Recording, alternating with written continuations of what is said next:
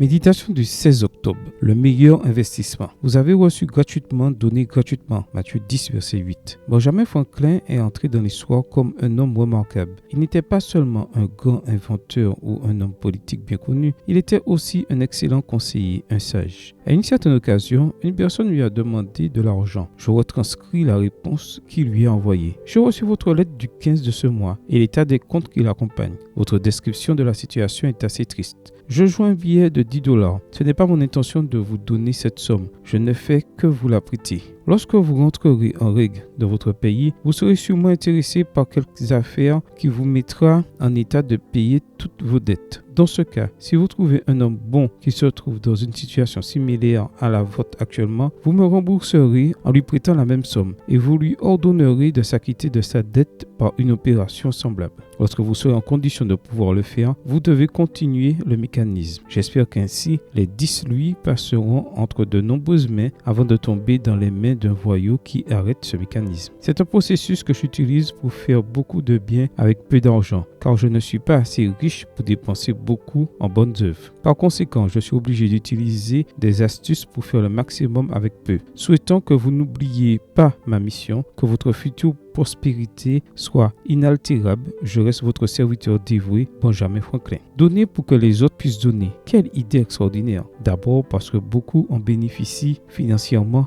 et que cela couvre les besoins immédiats. Deuxièmement, parce que nous investissons dans les gens et c'est ce qu'il y a de mieux. Et troisièmement, parce que cela se fait avec un investissement relativement modeste, dans ce cas $10. Mais la générosité le multiplie indéfiniment. Passer de demander à donner est un saut exponentiel dans toute situation humaine. C'est placer la personne dans une position qui lui permet d'acquérir de l'estime de soi et de l'empathie. Le Christ a investi en nous et nous a donné sa grâce pour que nous puissions la partager avec beaucoup d'autres. Sa grâce n'est pas gaspillée. Elle modifie toutes choses et change les gens. Elle nous place dans la position d'enfants de Dieu, de personnes vouées au bien. Comme le dit Matthieu 10, verset 8, vous avez reçu gratuitement, donné gratuitement. J'ose te suggérer une tâche pour aujourd'hui. Pense à quelqu'un qui a besoin du Christ dans sa vie. Premièrement, prie pour lui, puis contacte-le et partage avec lui. Investis dans une personne et tu engendreras de nombreux avantages. Amen. Bonne journée à toi et que le Seigneur te bénisse.